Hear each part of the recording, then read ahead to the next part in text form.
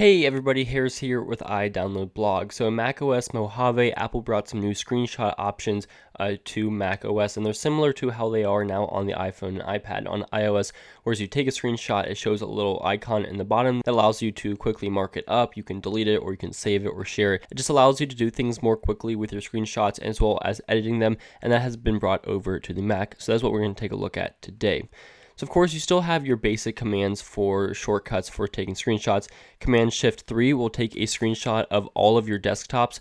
So for me, I have 3 displays. So when I do this, it goes ahead and takes 3 screenshots. And then you can see a screenshot folder does pop up for me because I do have stacks turned on. And so when I click on that, I can see 3 screenshots, one for each desktop that I have on my computer. As you can see a preview there, and so each monitor does have a preview for that screenshot.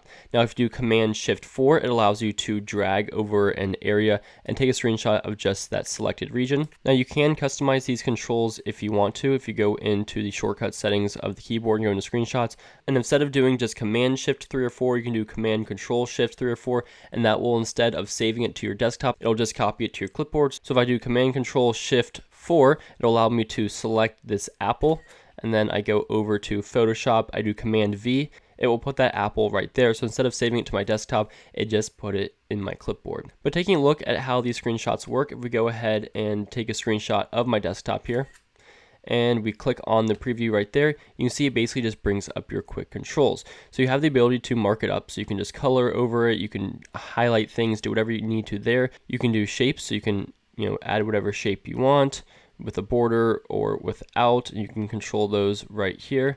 So I want to have a fill and maybe a yellow border. You can do that.